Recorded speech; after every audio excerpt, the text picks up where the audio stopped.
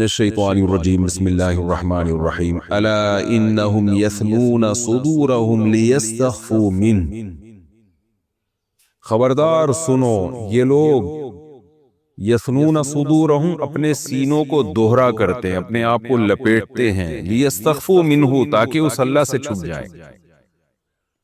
کیا مطلب؟ دیکھیں سورہ ہود میں جو ابتدا ہوئی تھی نا سورہ ہود کی، اس میں اللہ تعالیٰ نے بتایا کہ یہ ایک ایسا کلام ہے جو مضبوط کلام ہے، محکم کلام ہے، اس کی آیتوں کو تفصیل سے بیان کیا گیا ہے، اور اس کا مضمون کیا ہے، اس کا اہم خلاصہ کیا ہے؟ لا تعبدوا الا اللہ، اللہ کے سوا کسی کی عبادت مت کرو، اور کیا ہے؟ ان استغفروا ربکم، جو اب تک گناہ ہو چکے، شرک ہو چکا، اس پہ اللہ سے توبہ استغفار کرو، اور الی اللہ مرجعکم، اللہ کی طرف تم نے لوٹ کر جانا ہے، اور وہ ہر چیز پر قدرت رکھتا ہے، وہ تمہیں دوبارہ زندہ کرے گا۔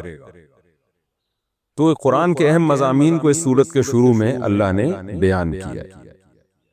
اب آگے قرآن کہہ رہا ہے کہ ان باتوں پر ایمان لانے کے بجائے اسلام دشمن قوتیں وہ اسلام کے خلاف سازشیں شروع کر دیتے ہیں، اور بعض دفعہ وہ سازش ایسے کر رہے ہوتے ہیں اور ایسے چھپ کے باتیں کر رہے ہوتے ہیں اسلام کے خلاف اور اسلام کو نقصان پہنچانے کے لیے۔ یعنی ایک تو یہ ہوتا ہے نا کہ آپ ان عقیدوں کو تسلیم نہ کریں، آپ اسلام کی بات کو مانیں نہیں، لیکن عام طور پر کیا ہوتا ہے، نہ صرف یہ کہ مانتے نہیں ہیں بلکہ اپنے غلط عقیدے، غلط کانسیپٹ، غلط نظریے کی ترویج کے لیے، اس کو دنیا میں پھیلانے کے لیے اسلام دشمنی پہ اتر آتا ہے، اور اس دشمنی میں چھپ چھپ کے خفیہ مجلسیں کرنا شروع کر دیتے ہیں، جیسے کہ مشرکین مکہ کیا کرتے تھے اور آج بھی ہوتی ہے۔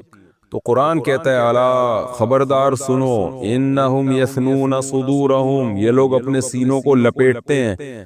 یہ اصل میں کنایہ ہے چپکے سے بات کرنے سے۔ جب ہم چپکے سے بات کرتے ہیں تو عام طور پر اپنے سینوں کو فولڈ کر لیتے ہیں اور منہ سر جھکا لیتے ہیں، بعض دفعہ اپنے اوپر چادر بھی ڈال دیتے ہیں آپس میں بات کرنے کے لیے، تاکہ مسلم لوگوں کو، مسلم حکمرانوں کو، جو بھی اچھے لوگ ہیں مسلمانوں کے قائدین ہیں، ان تک ہماری بات نہ پہنچے اور ہم ان کے خلاف کھل کے سازشیں کر سکیں۔ تو مشرکین بھی یہ کام کرتے تھے، ایسے سینہ اپنا لپیٹ کے گول کر کے نبی صلی اللہ علیہ وسلم کے خلاف سازشیں کر رہے ہوتے تھے۔ تو اللہ نے نبی کو خبردار کیا، مسلمانوں کو خبردار کیا کہ دیکھو یہ لوگ اپنے سینوں کو لپیٹتے ہیں تاکہ اللہ سے اپنے آپ کو چھپا سکیں۔ یہ اصل میں ایک، یعنی مشرکین کا تو یہ عقیدہ نہیں تھا کہ ہم اللہ سے اپنے آپ کو چھپا لیتے ہیں، یعنی ان کے عمل سے ایسا لگ رہا ہے کہ وہ یہ سمجھ رہے ہیں کہ ہم اللہ سے بھی اپنے آپ کو چھپا لیں گے۔ دیکھیں جب اسلام کے خلاف سازش ہو رہی ہوتی ہے نا، تو چپکے سے سازش میں اسلام دشمن کا مقصد کیا ہوتا ہے کہ میں اپنے آپ کو مسلمانوں سے اور مسلمانوں کے لیڈر سے چھپا لوں کسی طریقے سے۔ تو اللہ کہتے ہیں تو اپنے آپ کو مسلمانوں کے لیڈر سے یا نبی صلی اللہ علیہ وسلم سے تو چھپا لے گا، اللہ سے کیسے چھپاؤ گے؟ اصل دشمنی تمہاری اللہ سے ہے، محمد صلی اللہ علیہ وسلم سے نہیں ہے۔ تو اس کے لیے قرآن نے یہ طرز اختیار کیا کہ خبردار یہ لوگ جو اپنے سینوں کو لپیٹتے ہیں اس لیے کہ تاکہ اللہ سے چھپ جائیں، ظاہر ہے اللہ سے کوئی نہیں چھپ سکتا، تو یہ بیکار ہے کہ چھپ چھپ کے سازشیں کرنا۔ تو نبی سے تم اپنے آپ کو چھپا لو گے لیکن اللہ سے نہیں چھپا سکتے، اور تمہاری اصل دشمنی اللہ سے ہے، نبی سے نہیں ہے۔ نبی تو محض ایک نمائندے ہیں، وہ تو اللہ کا پیغام تم تک پہنچا رہے ہیں۔ تو یہ کیسی حماقت والی بات تم کر رہے ہو اور کیسا حماقت والا کام کر رہے ہو۔ الا انہم یثنون صدورہم، خبردار سنو یہ لوگ اپنے سینوں کو لپیٹتے ہیں، لیستخفوا منہ تاکہ اس اللہ سے چھپ جائیں۔ الا سنو خبردار، حین یستغشون ثیابہم، جس دن یہ لوگ اپنے اوپر کپڑے ڈالتے ہیں اور اپنے آپ کو چادروں سے چھپاتے ہیں، یعلم ما یسرون وما یعلنون، اس وقت بھی اللہ وہ باتیں بھی جانتا ہے جو یہ چھپا رہے ہوتے ہیں، وما یعلنون، اور وہ باتیں بھی جانتا ہے جو یہ ظاہر کر رہے ہوتے ہیں۔ تو یہ کافروں کو ڈرایا جا رہا ہے کہ تم مسلمانوں سے چھپ کے جو سازشیں کر رہے ہو تو تم اللہ سے نہیں چھپ سکتے۔ تو ایسا لگتا ہے کہ تم اپنے آپ کو اللہ سے چھپانے کی کوشش کر رہے ہو، کیونکہ تمہاری اصل دشمنی اللہ سے، تو تم اپنے آپ کو اس مسلمانوں سے چھپا کے کیا اپنا فائدہ پہنچا لو گے؟ انہ علیم بذات الصدور، بے شک وہ سینوں کے بھیدوں کو بھی جاننے والا ہے۔ وما من دابۃ فی الارض الا علی اللہ رزقها ویعلم مستقرها ومستودعها۔ اس میں تسلی نبی صلی اللہ علیہ وسلم کو بھی ہے اس آیت میں، اور اس آیت میں جو قرآن نے شروع میں دعویٰ کیا کہ اللہ کے سوا کسی کی عبادت نہ کرو، تو اس اللہ کی تعریف بھی ہو رہی ہے، یہ بتانے کے لیے کہ قرآن کا جو مضمون ہے کہ صرف ایک اللہ کی عبادت ہوگی، قرآن اس دعوے میں سچا ہے۔ وجہ کیا ہے کہ معبود اس کو بنایا جاتا ہے جو ہمارے نفع اور نقصان کا مالک ہو۔ تو اللہ کہتے ہیں کہ یہ جو ساری دنیا کی مخلوق ہے، اس کا رزق اللہ کے ذمے ہے، اس کے رزق کا مالک اللہ ہے۔ تو وہ قادر بھی ہے، قدرت بھی ہے اس کو، اور وہ تمہارا پالنے والا بھی ہے، لہذا اللہ تعبدوا الا اللہ کا جو دعویٰ ہے وہ دعویٰ بالکل درست دعویٰ ہے، عبادت صرف اسی کی ہوگی۔ قرآن کہتا ہے وَمَا مِن دَابَّةٍ، اور کوئی بھی زمین پہ چلنے والی مخلوق ایسی نہیں ہے، اِلَّا عَلَى اللَّهِ، مگر یہ کہ اللہ کے ذمے ہے رزقها، اس کو رزق پہنچانا۔ وَيَعْلَمْ، سوال پیدا ہوتا ہے بھئی اللہ کیسے رزق پہنچائے گا؟ جانور تو اتنا پھیلے ہوئے ہیں، کوئی پہاڑوں کی ٹوہ میں گھسا ہوا ہے، کوئی سمندروں کی تہ میں ہے، کوئی پتھر کے اندر کیڑا ہوتا ہے۔ تو اللہ کہتے ہیں وَيَعْلَمُ مُسْتَقَرَّهَا، اللہ اس کے ٹھکانوں کو بھی جانتا ہے، وَمُسْتَوْدَعَهَا، اور اس کے عارضی رہنے کی جگہ کو بھی جانتا ہے۔ مستقر اصل میں قرار سے نکلا ہے، قرار گاہ، جہاں انسان کا یا کسی بھی مخلوق کا مستقل ٹھکانہ ہوتا ہے۔ مستودع یہ ودیعت سے نکلا ہے، امانت سے۔ اس کا مطلب آپ جب کوئی چیز کسی کے پاس بطور امانت رکھواتے ہیں تو جس جگہ اس نے امانت رکھی ہوتی ہے نا، اس جگہ کو مستودع کہا جاتا ہے۔ تو چونکہ امانت جب بھی کسی کے پاس ہوتی ہے عارضی ہوتی ہے، آپ نے واپس لینی ہوتی ہے، تو اس لیے یہاں پر اس آیت کا ترجمہ امانت گاہ نہیں ہوگا، بلکہ اس کا ترجمہ ہوگا عارضی رہائش گاہ۔ تو اب یہ لفظی ترجمہ تو اس کا یہی ہے، مستقل رہائش گاہ، عارضی رہائش گاہ۔ اس کا مفہوم بہت وسیع ہو سکتا ہے کہ کسی بھی جانور کا ایک مستقل ٹھکانہ ہوتا ہے، اور بعض دفعہ وہ ایک وقتی طور پر کہیں رہ رہا ہوتا ہے۔ اس سے بعض لوگوں نے یہ بھی مراد لیا کہ مستودع سے مراد ہے قبر، تو برزخ میں بھی اللہ رزق پہنچاتا ہے، اور مستقر سے مراد ہے دنیا کی زندگی۔ اور بعض نے الٹ کہا کہ یہ امانت، یہ دنیا ہماری اصل امانت کی جگہ ہے، یہاں تو عارضی ہیں، اور مستقل ٹھکانہ ہمارا قبر میں ہوگا۔ مختلف اقوال ہیں، لیکن ہمیں بجائے اس کے کہ ہم کسی قول کو لیں، ہمیں قرآن کا سیدھا سیدھا ترجمے کو لینا چاہیے کہ جو مستقل ٹھکانے ہوتے ہیں کسی بھی مخلوق کے، اللہ اس کو بھی جانتا ہے، عارضی ٹھکانوں کو بھی جانتا ہے۔ ہمارے مستقل ٹھکانے ہمارے گھر ہیں، عارضی ٹھکانہ ہم کہیں سفر پہ گئے ہوتے ہیں۔ تو اللہ کہتا ہے کہ یعنی تمہارے ہر قسم کے ٹھکانوں کو اللہ پہچانتا ہے، اور اللہ وہاں رزق پہنچا دیتا ہے تمہیں۔ تو یہ جب رازق ہے اللہ تعالی، تو عبادت کے لائق بھی وہی اللہ ہے۔ اور اس میں نبی کو بھی تسلی ہے کہ آپ تبلیغ کے کام میں جٹے رہیں اور رزق کی پرواہ نہ کریں۔ اور جتنے بھی لوگ جو دیندار ہیں، دین پر چلتے ہیں، ان کو یہ خطرہ ہوتا ہے کہ کہیں ہم سے رزق چھن نہ جائے، اس کا بھی اللہ نے جواب دے دیا کہ تم جو اللہ نے قرآن میں تمہیں حکم دیا ہے کہ اللہ کی عبادت ہوگی، توبہ استغفار، اور یہ یقین کر لینا ہے کہ لوٹ کے ہم نے اللہ کی طرف جانا ہے، ان نظریات کو اختیار کرو عملی زندگی میں۔ رزق کا جہاں تک مسئلہ ہے تو وہ اللہ نے اپنے ذمے لیا ہوا ہے۔ یہ بات خوب سمجھ لیں، اس آیت کا یہ مطلب ہرگز نہیں ہے کہ کوئی انسان یا جانور بھوکا مر نہیں سکتا۔ جب یہ آیت نازل ہوئی تو اس دور میں بھی بہت سارے لوگ بھوکے مر جایا کرتے تھے بھوک سے، اور عرب میں تو اتنی بھوک تھی کہ بعض دفعہ اپنے بچوں کو وہ قتل کر دیتے تھے اس خوف سے کہ کہیں بچہ بھوک سے نہ مر جائے، غربت، اتنی زیادہ غربت تھی۔ تو اس دور میں بھی قحط پڑا کرتے تھے، بھوک سے مرنے کے واقعات ہوتے تھے، جانوروں کے بھی انسانوں کے بھی۔ تو ہمیں نہیں ملتا کسی غیر مسلم نے یا کسی مسلمان نے نبی پر یہ اعتراض کیا ہو کہ قرآن تو کہہ رہا ہے کہ جی اللہ نے ہر مخلوق کا رزق اپنے ذمے لیا ہے، تو پھر یہ بھوک سے لوگ کیوں مرتے ہیں؟ تو ظاہر ہے وہ قرآن کے مفہوم کو جانتے تھے، کیونکہ ان کی زبان میں قرآن نازل ہوا نا، تو قرآن کے مفہوم کو جانتے تھے کہ قرآن کا یہ مفہوم ہرگز نہیں ہے کہ دنیا میں کوئی بھی مخلوق بھوک سے مر نہیں سکتی یا کوئی بھی جانور بھوک سے مر نہیں سکتا، بلکہ قرآن کی اس آیت کا مفہوم یہ ہے کہ رزق کے خزانے اللہ کے ہاتھ میں ہیں۔ ہاں، اللہ اگر کسی حکمت اور مصلحت سے کسی مخلوق کو مارنا چاہے تو پھر اسے کوئی روک سکتا۔ اس کی مثال ایسے جیسے قرآن جگہ جگہ کہتے ہیں کہ اللہ ہی ہے جو حیات دیتا ہے اور زندگی کا خالق اللہ ہے، لیکن ظاہر ہے جب اللہ موت دینا چاہتا ہے تو اللہ موت بھی دے دیتا ہے۔ تو اس لیے ہم کہتے ہیں جہاں زندگی کا اللہ خالق ہے وہاں موت کا خالق بھی اللہ ہے۔ وَإِذَا مَرِضْتُ فَهُوَ يَشْفِينِ، ابراہیم علیہ السلام نے کیا کہا کہ جب میں بیمار ہوتا ہوں تو اللہ مجھے شفا دیتا ہے۔ کیا مطلب کہ شفا کا مالک اللہ تعالیٰ ہے۔ تو قرآن کی جو اس قسم کی آیتیں ہوتی ہیں نا کہ اللہ یہ کام کرتا ہے، یہ کام اللہ کے ذمے ہے، اس کا مطلب ہوتا ہے کہ اللہ کو اس کی طاقت اور قدرت ہے اور اس کام کی نسبت اللہ ہی کی طرف ہوگی۔ عام اصول یہی ہے کہ اللہ تعالیٰ روزی بھی دیتا ہے، اللہ تعالیٰ شفا بھی دیتا ہے، لیکن جب اللہ تعالیٰ کی کوئی حکمت ہوتی ہے تو پھر اللہ تعالیٰ بیمار کو شفا نہیں دیتے، اس کو موت دے دیتے ہیں۔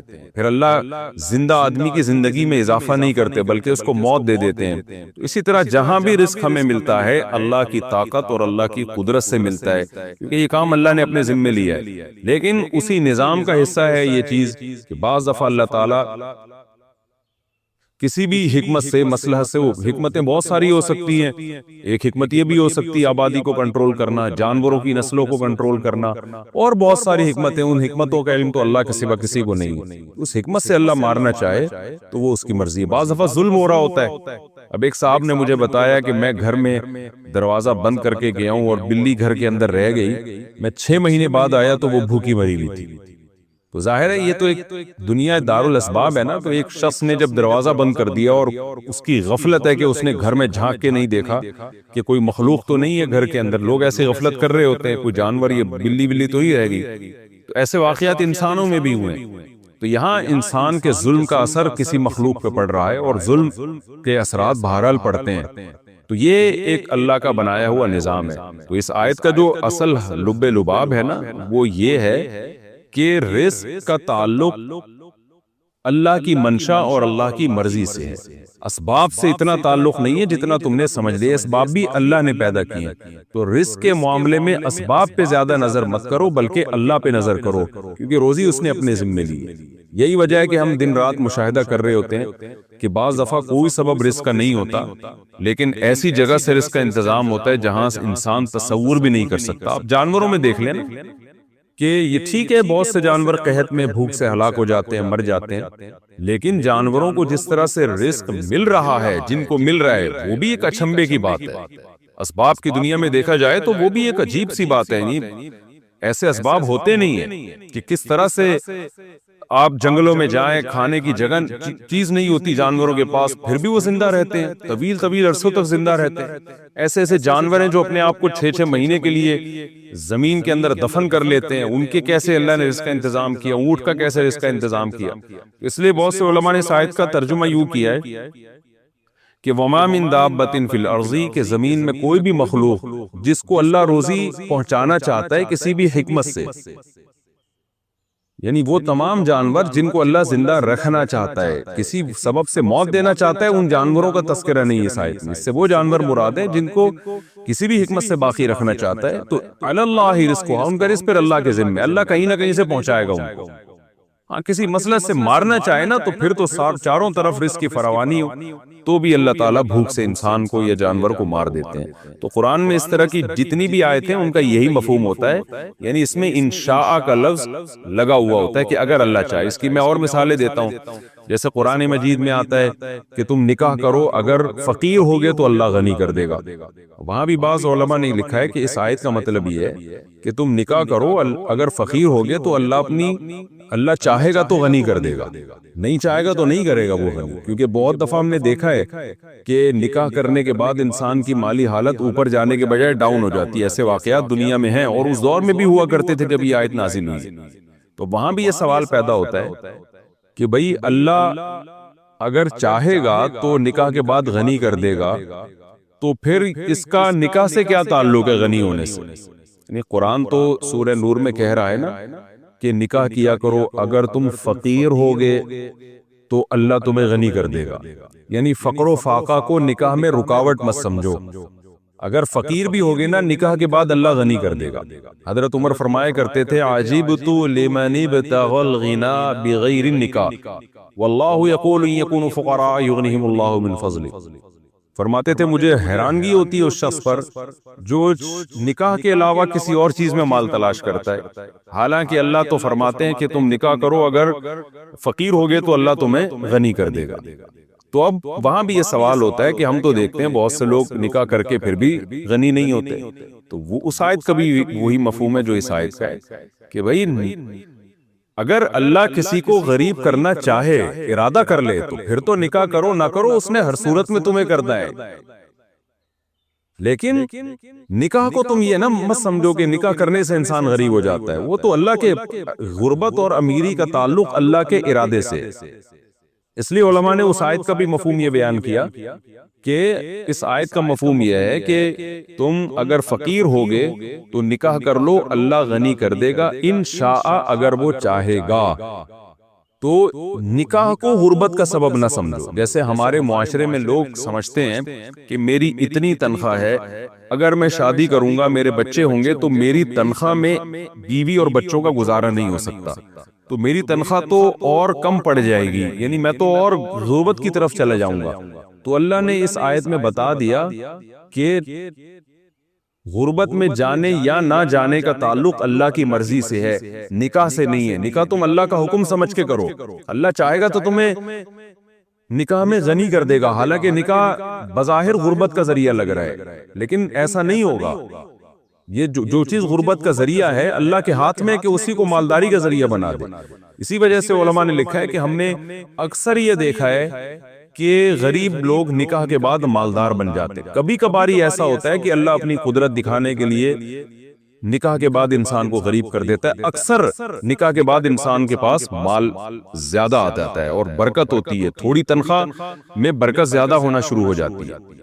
تو یہاں بھی یہی مطلب ہے کہ دنیا میں زیادہ تر جو نظام چل رہا ہے وہ نظام یہی ہے کہ رزق کا کوئی ذریعہ نظر نہیں آتا اور اللہ کی طرف سے رزق کی فراوانی شروع ہو جاتی ہے۔ کہیں کہیں ایسا ہوتا ہے کہ اللہ تعالیٰ چونکہ دنیا دار الاسباب ہے اور بہت ساری حکمتیں اس میں اس دنیا کے نظام کو چلانے میں، تو اللہ تعالیٰ ان حکمتوں میں سے کسی حکمت کے پیش نظر بھوک سے لوگوں کو ہلاک کر دیتے ہیں، جن میں سرسری طور پر ایک حکمت تو بالکل واضح ہے، وہ یہ ہے کہ اگر دنیا میں بھوک سے ہلاکت بالکل ہی ختم ہو جائے، چاہے وہ جانوروں کی ہو یا انسانوں کی ہو، تو پھر لوگ رزق کی فکر ہی بالکل چھوڑ دیں گے۔ تو یہ بھی تو قدرت کی منشا کے خلاف ہے۔ لوگوں پہ تھوڑا بہت یہ خوف مسلط رہنا چاہیے کہ بھئی بھوک سے مر بھی سکتے ہیں، بیماری سے بھی ہو سکتے ہیں، تاکہ وہ اسباب کی طرف بھی جائیں۔ لیکن اسباب کو اتنا بڑا بنا دینا جیسے غیر مسلموں نے بنایا ہوا ہے، اسلام اس سے بھی آپ کو روک رہا ہے کہ یہ خوب سمجھ لو کہ رزق کے کنجیاں اللہ کے ہاتھ میں، تم اگر اللہ کے حکم کو پورا کرو گے تو رزق اللہ نے اپنے ذمے لیا ہوا ہے، وہ کہیں سے بھی تمہیں پہنچا دے گا۔ تو دین پر چلنے کا غریب ہونے سے کوئی تعلق نہیں ہے، نکاح کرنے کا غریب ہونے سے تعلق نہیں ہے، بلکہ غریب ہونے کا تعلق اللہ کی مرضی سے ہے۔ وہ بغیر نکاح کے بھی کر سکتا ہے تمہیں غریب، اور دین پر چلے بغیر بھی تمہیں غریب کر سکتا ہے۔ یہی وجہ ہے کہ بہت سے لوگ ایسے دین پر نہیں چلتے اور حلال و حرام کی پرواہ کیے بغیر مال کمانے کی کوشش کرتے ہیں، سارے اسباب اختیار کر لیتے ہیں، پھر بھی غریب کے غریب ہی رہتے ہیں۔ تو اس سے ہمیں کیا سبق ملتا ہے؟ او بھائی یہ تو اللہ کی مرضی سے ہے، تو ہم کیوں نکاح کو غربت کا ذریعہ سمجھیں؟ ہم تو نکاح کریں گے، اللہ کی مرضی غریب رکھنا ہوگا تو غریب رکھ دے گا، لیکن امید یہی ہے کہ اللہ ہمارے مال میں فراوانی دے گا۔ تو یہاں بھی یہی ہے کہ اس آیت کا حاصل یہی نکلا کہ ہمیں شریعت کو فالو کرنا ہے، حرام کی طرف نہیں جانا۔ اگر شیطان یہ ورغلائے کہ تم اگر حرام سے بچو گے تم تو غریب ہو جاؤ گے، تو بھئی وما من دابۃ الا علی اللہ رزقھا، رزق تو اللہ کے ذمے ہے، رزق پہنچانا اللہ کا کام ہے۔ تو ہم اللہ کے حکم کو فالو کریں گے، وہ ہمیں ہر صورت میں پہنچا کے رہے گا۔ لیکن اگر اس نے نہ پہنچانے کا ارادہ کر لیا ہے تو دین پہ نہیں چلیں گے، پھر بھی وہ نہیں پہنچائے گا۔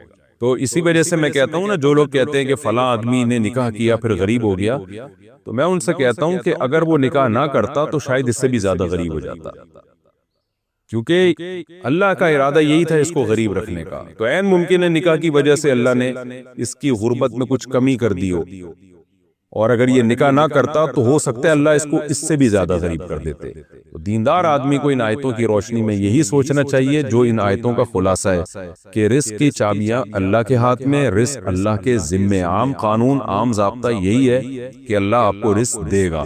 آپ دین پہ چلیں تو بھی دے گا، نہیں چلیں تو بھی دے گا، کیونکہ ہر مخلوق کی روزی اللہ نے اپنے ذمے لے لی ہے۔ اس عام قاعدے سے اللہ تعالیٰ کسی حکمت اور مصلحت کی وجہ سے ہٹ جاتے ہیں، اور اس کے مطابق اللہ تعالیٰ جانوروں کو بھی موت دے دیتے ہیں بھوک سے، اور انسانوں کو بھی موت دے دیتے ہیں۔ اور ظاہر ہے اس میں انسانوں کی آزمائش بھی ہوتی ہے۔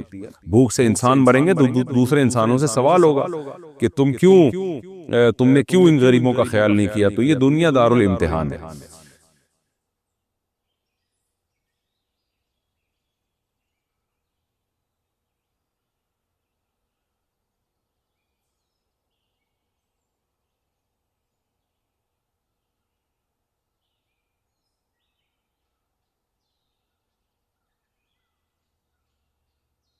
آپ حضرات کو معلوم ہے قرآن مجید نے جہاں نماز کا ذکر کیا وہیں اللہ کے راستے میں خرچ کا تذکرہ کیا ہے۔ ایسا معلوم ہوتا ہے اللہ کو کنجوس نمازی بالکل بھی پسند نہیں۔ آپ قرآن کا ترجمہ اٹھا کے دیکھیں، جہاں نماز وہاں زکوٰۃ، جہاں نماز وہاں ينفقون فی سبیل اللہ، حتیٰ کہ جہاں تہجد کا ذکر ہے وہاں بھی اللہ کے راستے میں خرچ کرنے کا ذکر ہے۔ تتجافى جنوبهم عن المضاجع يدعون ربهم خوفا وطمعا ومما رزقناهم ينفقون۔ فرمایا ہمارے نیک بندوں کے پہلو رات کے آخری حصے میں بستروں سے الگ ہو جاتے ہیں، اور رات کے آخری وقت میں وہ اللہ کے سامنے کھڑے ہو کر اسے امید اور خوف کے ساتھ پکارتے ہیں۔ پھر کیا کرتے ہیں؟ وَمِمَّا رَزَقْنَاهُمْ يُنْفِقُونَ۔ یہ بھی ان کی عادت ہے راتوں کو مصلی سنبھالنا، اور ایک اور ان کی عادت ہے جو رزق ہم نے ان کو دیا اس میں سے خرچ کرتے رہتے ہیں۔ فعل مضارع ہے، یہ کام مسلسل ہوتا رہتا ہے۔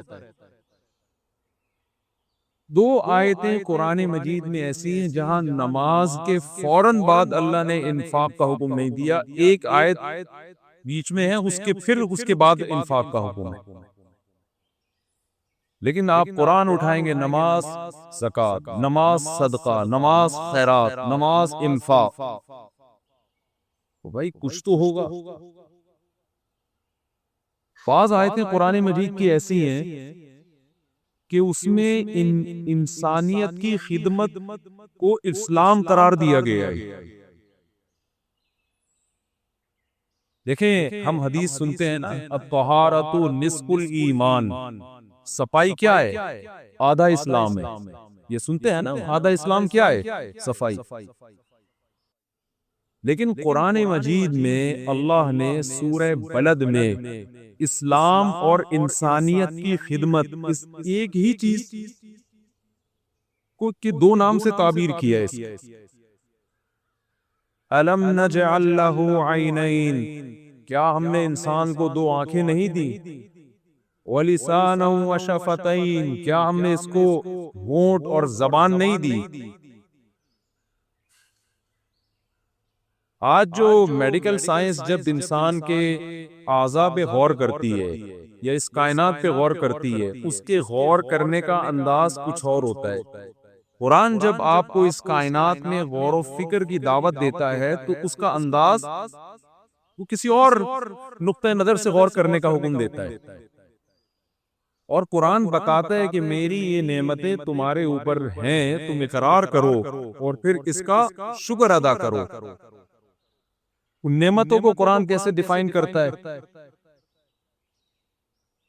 دیکھیں آپ کسی ڈاکٹر سے پوچھیں کہ آپ نے کبھی دودھ میں غور کیا، دودھ کی تحقیق کی، ڈاکٹر کیا کہے گا؟ ہاں جی میں نے بہت تحقیق کی ہے، بھینس کے دودھ میں اتنا فیٹ ہے، اتنا کیلشیم ہے، اتنے منرلز ہیں، بکری میں یہ ہے، گائے میں یہ ہے، ابال کے پینا چاہیے یا کچا بھی پی سکتے ہیں، ڈبے کا پینا چاہیے یا کھلا پینا چاہیے۔ اس تحقیق میں ڈاکٹر ایکسپرٹ ہوگا اور گورا بھی ایکسپرٹ ہوگا، لیکن قرآن بھی دودھ کا تذکرہ کرتا ہے۔ ایک اور زاویے سے ہمیں قرآن دودھ میں غور کرنے کا حکم دیتا ہے۔ چونکہ ہم یونیورسٹیوں میں پڑھ رہے ہیں، مذہب بالکل بھی نہیں پڑھایا جا رہا یونیورسٹیوں میں، جس کے نتیجے میں ہم ٹوٹلی مادہ پرست ہوتے چلے جا رہے ہیں۔ 1400 سال پہلے قرآن نے ہمیں دودھ میں غور و فکر کا حکم دیا۔ کیسے حکم دیا؟ وَإِنَّ لَكُمْ فِي الْأَنْعَامِ لَعِبْرَةً نُسْقِيكُم مِّمَّا فِي بُطُونِهِ مِن بَيْنِ فَرْثٍ وَدَمٍ لَبَنًا خَالِصًا سَائِغًا لِلشَّارِبِينَ۔ اللہ فرماتے ہیں اس دودھ میں غور کرو، اس سوکھے چارے کو تم کسی لیب میں لے کے جاؤ، کسی سائنٹسٹ کے پاس، کسی ڈاکٹر کے پاس، جاپان کے سائنسدانوں کے پاس لے جاؤ اور کہو کہ اس سوکھے چارے سے چکنائی اور تیل کا ایک قطرہ نکال کے دکھا دیں۔ کیا کوئی ڈاکٹر نکال سکتا ہے؟ اگر نکال سکتا ہے تو آپ یوں کر دیں، نہیں نکال سکتا تو تھوڑا سا اشارہ کر دیں تاکہ مجھے لگے کہ میں سمجھا پا رہا ہوں۔ کوئی ایسی لیب وجود میں آئی ہے یا کوئی ایسی مشین وجود میں آئی ہے؟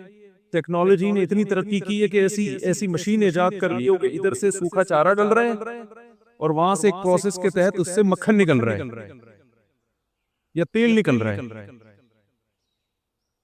آپ اگر جاپان کے سائنسدان کے پاس چلے ہیں نا، جاپان کی مثال اس لیے دے رہا ہوں کہ وہ میڈ ان جاپان کوئی چیز ہو تو وہ اگر پان بھی میڈ ان جاپان ہو جائے نا، ہمارے بہت سارے پشاور اور افغانستان کے لوگ جاپان میں گئے ہیں، جیپنیز کو نسوار کا عادی بنا دیا انہوں نے۔ نسوار کی دکانیں کھل رہی ہیں وہاں پہ، چپلی کباب بک رہے ہیں، جاپان کی رپورٹ پیش کر رہا ہوں۔ تو آپ جائیں گے نا، وہ کہیں گے بھائی بادام لے کر آؤ، اس میں تیل آلریڈی موجود ہوتا ہے، تو ہم پریس کر کے نکال لیں۔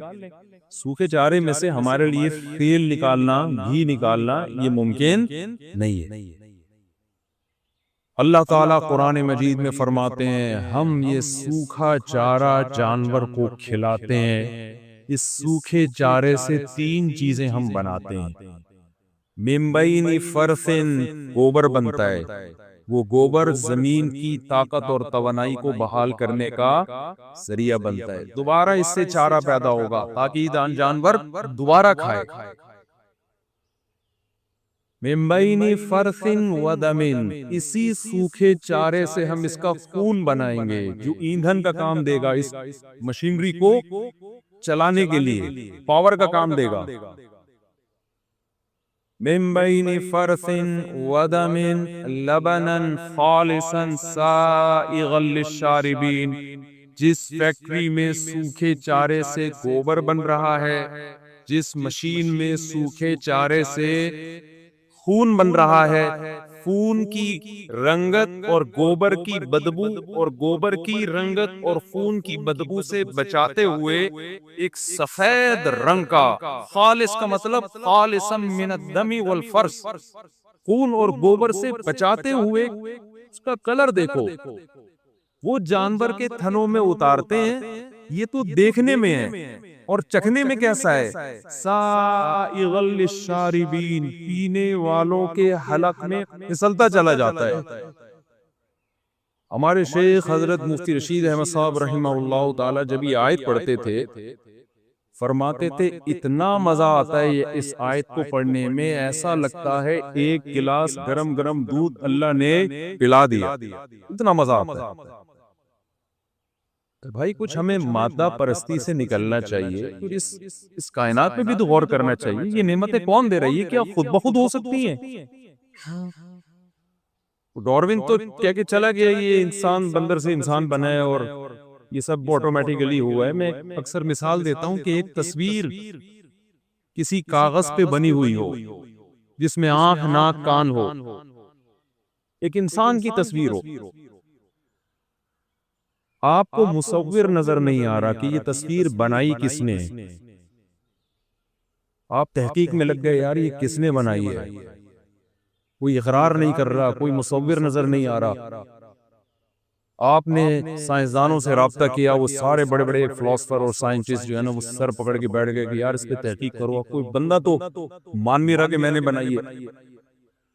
اب ایک تھیوری پیش کی، ایک نظریہ پیش کیا کہ کروڑوں اربوں سال پہلے ونس اپون اے ٹائم ایک دھماکہ ہوا تھا، اور ایک ایسے کروڑوں کاغذ وجود میں آئے، ان میں سے ایک یہ والا کاغذ تھا، پھر کلر وجود میں آیا، پھر رنگ کے ڈبے وجود میں آئے، ڈسٹمپر کپری وجود میں آئی، پھر برش وجود میں آیا، پھر خربوں.